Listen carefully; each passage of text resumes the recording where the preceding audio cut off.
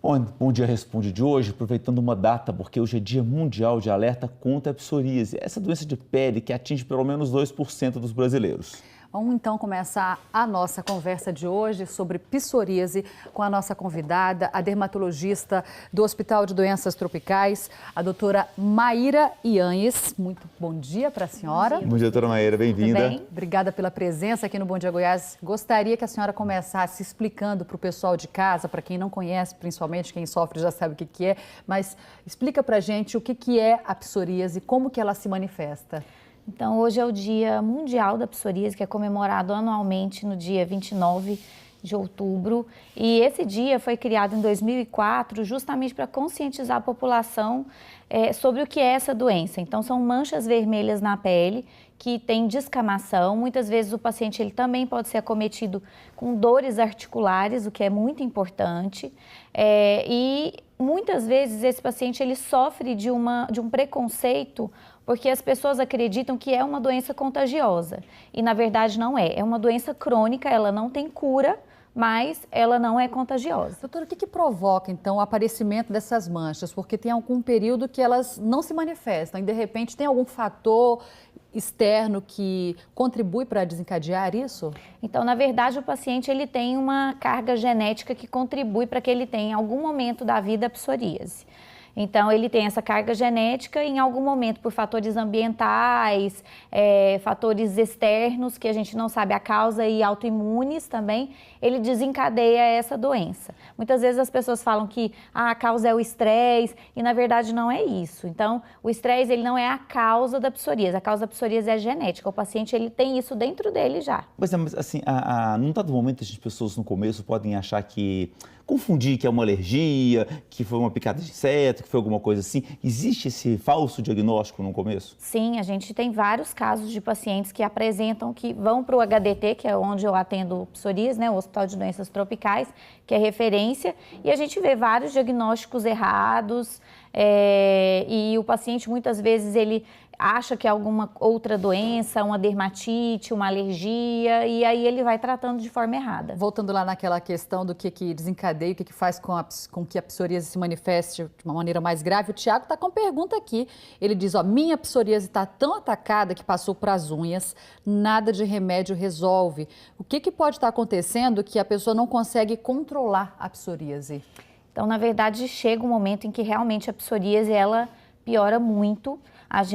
Existe uma falta de estudos. Eu cheguei de um congresso agora recente fora do Brasil em que a gente estava discutindo exatamente isso, a história natural da psoríase, porque tem paciente que tem períodos de melhor e pior e tem paciente que vai piorando. No caso do Tiago, ele tem que ficar sempre de olho porque o acometimento das unhas é um indício de que ele pode ter um acometimento articular. Pois a senhora falou em articulação, eu estou vendo uma imagem que a gente já vê no telão aqui agora, por exemplo, de uma psoríase que é uma inflamação um pouquinho maior no cotovelo. A gente está vendo ali aquela imagem.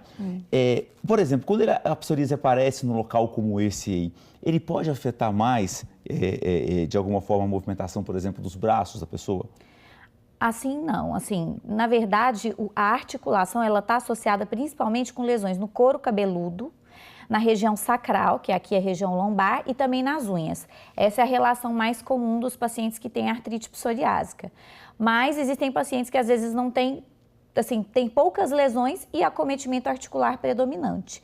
E quando o acometimento articular existe, a gente tem que sempre ficar alerta em relação ao paciente, porque deformidades podem acontecer. Doutora, para o preconceito que a gente sabe, os mitos que a gente sabe que ainda existem em relação à psoríase, o que a gente pode fazer para desmistificar? Não é contagioso? Não é contagioso. Então, é importante que as pessoas saibam que se você tem um amigo, um parente ou um conhecido com psoríase, essa doença não é contagiosa. Esse paciente ele precisa de suporte, de apoio de vocês. Pois é, a Joyce, lá de Campos Belos, diz o seguinte, perguntando se a psoríase é genética, porque a mãe tem, né, e no início começou no corpo, cabeça, tronco, né, foi diagnosticada que era realmente uma psoríase, e ela quer saber o seguinte, se ela, pela mãe, pelo fato da mãe ter, se ela também pode desenvolver a doença.